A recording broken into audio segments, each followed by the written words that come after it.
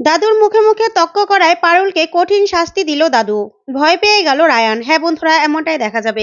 তাই সম্পূর্ণ জানতে ভিডিওটিতে লাইক দিয়ে চ্যানেলটি সাবস্ক্রাইব করে দেখতে থাকুন।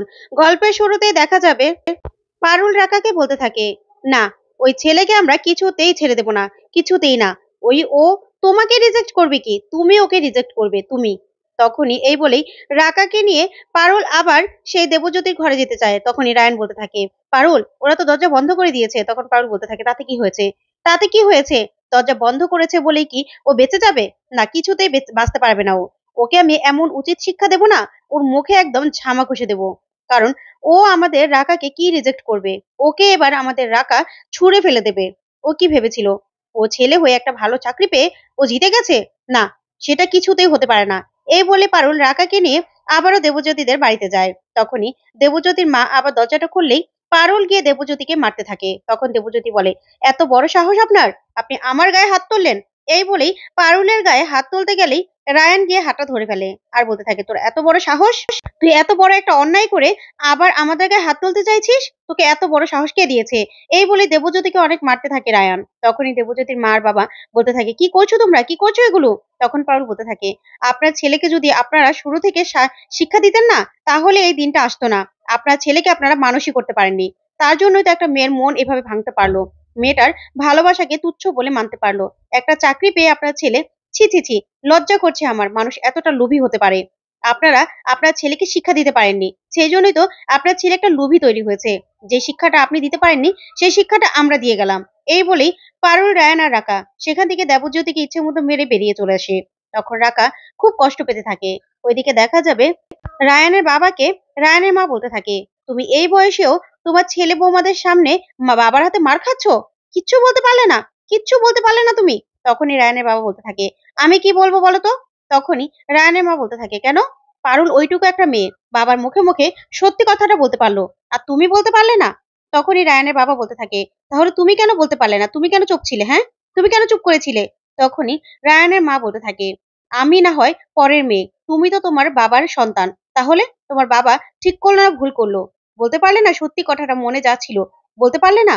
দাঁড়িয়ে দাঁড়িয়ে মার খেলে? তখনই রায়ানের বাবা চুপ করে বসে থাকে। তখন রায়ানের মা অনেকগুলো কথা শুনিয়ে সেখান থেকে বেরিয়ে চলে যায়। তখনই রায়ানের কাকুমণি সেখানে আসে। এসে বলতে থাকে, কিরে দাদা, কি হয়েছে? তখনই রায়ানের বাবা বলতে থাকে, মন্দিরের ঘন্টি জানিস? ঘন্টি যে ইচ্ছে করছে সেই বাজিয়ে যাচ্ছে। আমি এখন সেরকমই হয়ে গেছি। তখনই রায়ানের কাকুমণি বলতে থাকে, আচ্ছা দাদা, এসব বাদ দে, তোর কি খুব লেগেছিল রে? তখন এই কথাতে রায়ানের বাবা বলতে থাকে, জানিস তো, শুধুমাত্র তুই আমাকে জিজ্ঞাসা করলি যে আমার খুব লেগেছিল কিনা, বা আমি কতটুকু ব্যথা পেয়েছি। না হলে তোর বৌদি আমাকে কতগুলো কথা শুনিয়ে চলে গেল। তখনই রায়ানের জেঠু বলতে থাকে, আচ্ছা দাদা, বাদ দে না। আসলে আমরা না চুপ করে থাকতে থাকতে এরকমটাই হয়ে গেছি। কি করব বলতো? আর চুপ করে থাকাটাও কিন্তু আমাদের একটা সাহস। আর বাবা আমার, তোর একই অবস্থা কিন্তু। ভেবে দেখেছিস? আমাদের অবস্থা একই জায়গায়। আমরা কি বলবো? কিছু বলার মতো আমাদের মুখ আছে বল? কি বলবো আমরা? তখনই এই কথাতে রায়ানের বাবা বলতে থাকে, সেটাই তো। আর তুই ভেবেই দেখ না, আমি কি কারো সামনে কিছু বলতে পারি?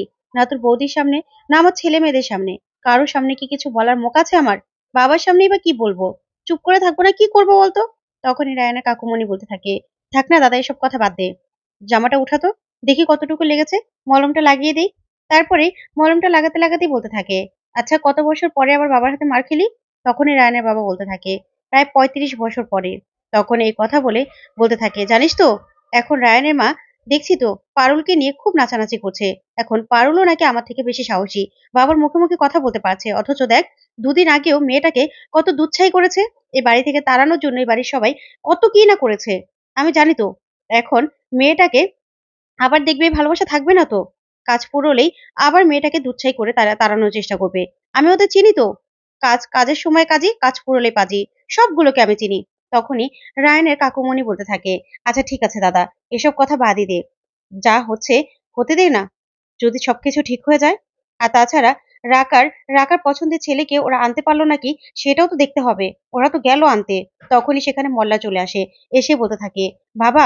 তখনই মল্লারের বাবা মল্লারকে দেখে বলতে থাকে, কিরে মল্লার, এরকম করছিস কেন? কি হয়েছে? তখনই মল্লারকে রায়ানের বাবা বলতে থাকে, কিরে মল্লার, কি হয়েছে? সব ঠিক আছে তো? তখন মল্লার বলতে থাকে, না কিচ্ছু ঠিক নেই। রায়ান, পারুল, রাকা ওরা চলে এসেছে। তখনই রায়ানের বাবা বলতে থাকে, কি বলছিস চলে এসেছে? সব ঠিক নেই? তখনই মল্লার বলতে থাকে, না কিছুই ঠিক নেই। ওইদিকে দেখা যাবে দাদু রাকাদের দেখে বলতে থাকে, কি ব্যাপার এরকম মাথা নিচু করে দাঁড়িয়ে আছো কেন? বলো, তোমাদের ওই সোনার টুকরো ছেলে কোথায়? কোথায় সে? তখনই রাকা কাঁদতে থাকে। তারপরেই রাকার পিসিমণি বলতে থাকে, আচ্ছা রায়ান, রাকা এরকম করে কাঁদছে কেন? কি হয়েছে? দেবজ্যোতি কোথায়? তখনই পারুল বলতে থাকে, পিসিমণি, দেবজ্যোতি আসবে না। ও রাকাকে বিয়ে করবে না আমাদের জানিয়ে দিয়েছে। তখন এই কথাতে সবাই পুরো চমকে যায়। সবাই অবাক হয়ে দাদুর দিকে তাকিয়ে থাকে। তখনই পিসিমণি বলতে থাকে, কি বলছিস তুই? কেন?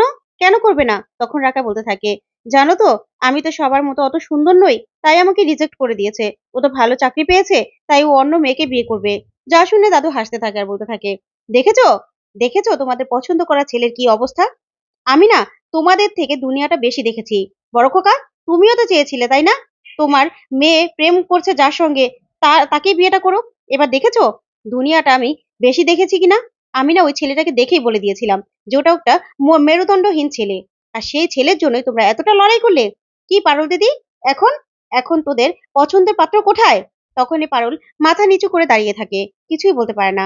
তখন দাদু বলতে থাকে, এখন যদি আমার পছন্দ করা ছেলের সঙ্গে রাকা দিদির বিয়েটা হতো না, তোমরা যদি বিয়েটা না আটকাতে, তাহলে রাকা দিদির অন্তত এরকম করে আজকে দিনে কাঁদতে হতো না। হ্যাঁ, সাময়িক কষ্টটা হতো, কিন্তু তার জন্য ও এই কষ্টটা পেত না, এই কান্নাটা ও কাঁদতে হতো না। তোমাদের জন্য হয়েছে সব, তোমাদের জন্য। আমার থেকে নাকি তোমরা সবকিছু ভালো বোঝো। এবার এবার দেখলে তো তোমাদের অবস্থা। আর আমার আমার পছন্দ, আমি না যা ঠিক করি সবকিছু ঠিক ভেবে করি। দুনিয়াটা কতটুকু দেখেছো, কতটুকু দেখেছো তোমরা? তখনই রায়ান বলতে থাকে, হয়ে গেল, এই বুড়োটা এখন কথা বলার সুযোগ পেয়ে গেছে, এই বুড়োটা এখন আর থামবে না। এই বলে রায়ান চুপ করে দাঁড়িয়ে থাকে। তখন দাদু বলতে থাকে, আবার মুখে মুখে কথা বলছো? তোমাদের যদি বাজারে পাঠাই, দুটো মাছ ভালো দেখে কিনে আনতে পারবে না। আর ওরা নাকি ভালোবাসা ভালোবাসা করে পাগল হয়ে যাচ্ছিল। কি পারুল দিদি, তোর মুখ থাকলো? থাকলো তোর মুখ? তখনই পারুল সবার সামনে দাদুর মুখে মুখে তক্ক করতে থাকে আর বলতে থাকে, দাদু, দেবজ্যোতিকে আমরা চিনতে ভুল করেছিলাম। তার জন্য যে আপনার পছন্দই ঠিক ছিল সেটা কিন্তু নয়। তখনই দাদু বলতে থাকে, তুই এখনো কথা বলবি? তোর এখনো কথা বলার মুখ আছে পারুল দিদি? তখন পারুল বলতে থাকে, হ্যাঁ দাদু, আমি সত্যটা মুখের ওপর বলতে পারি, সেই জন্যই তো আপনি আমাকে পছন্দ করেন। ওইদিকে ঠাম্মি, রায়ানের মা সবাই পারুলকে মুখ বন্ধ রাখতে বলে, কিন্তু পারুল কিছুতেই মুখটা বন্ধ রাখে না আর বলতে থাকে, দাদু, দেবজ্যোতি খারাপ বলে যে আপনার পছন্দের ওই সুস্নাতু ভালো ছিল তা কিন্তু নয়। সুস্নাতুকে আমাদের একটুও পছন্দ হয়নি, সুস্নাতুর সঙ্গেও রাখা ভালো থাকতো না। তখন এই কথা শুনে দাদু অবাক হয়ে পারুলের দিকে তাকিয়ে থাকে। ওইদিকে দেখা যাবে সুস্নাতু সন্দীপকে ডেকে নেয়। তখন সন্দীপকে অনেকগুলো কথা শোনায় আর বলতে থাকে, তোমার এত বড় সাহস, আমার মান সম্মান পুরো ধুলে মিশিয়ে দিলে। তখন সন্দীপ বলতে থাকে, ভুল হয়ে গেছে স্যার, আমার ভুল হয়ে গেছে, আমি কখনো আর আপনাকে বিয়ে করাতে চাইবো না। কখনোই না, আমি কাউকে বিয়ে করাতে চাইবো না। তখনই সুস্নাতু বলতে থাকে, না, আমার মাথাটা ঠান্ডা রাখতে হবে, অনেকগুলো কাজ আমার বাকি আছে। না না, এভাবে আমার মাথা গরম করলে চলবে না। তারপরে সুস্নাতু মাথাটা ঠান্ডা করে সন্দীপকে বলতে থাকে, তোমার জন্য একটা গিফট রয়েছে। তখন সন্দীপ বলতে থাকে, সত্যি স্যার, কি গিফট? তখনই সুস্নাতু বলতে থাকে, দেখো কি গিফট। তখনই সন্দীপ লেটারটা খুলে দেখে টার্মিনেশন লেটার, যা দেখে সন্দীপ পুরো চমকে যায়। ওদিকে সন্দীপকে টার্মিনেশন লেটার দিয়ে সুস্নাতু বলতে থাকে, নাও, এবার ভালো থেকো। এই বলে হি হি করে হাসতে থাকে, যা দেখে সন্দীপ হা করে তাকিয়ে থাকে। তো বন্ধুরা, এবার কি দাদু তাহলে পারুলকে আরো কঠিনতম শাস্তি দেবে? তোমাদের কি মনে হয় কমেন্ট করে জানাতে ভুলবে না। পরবর্তী আপডেট পেতে চ্যানেলটি সাবস্ক্রাইব করবে। ধন্যবাদ।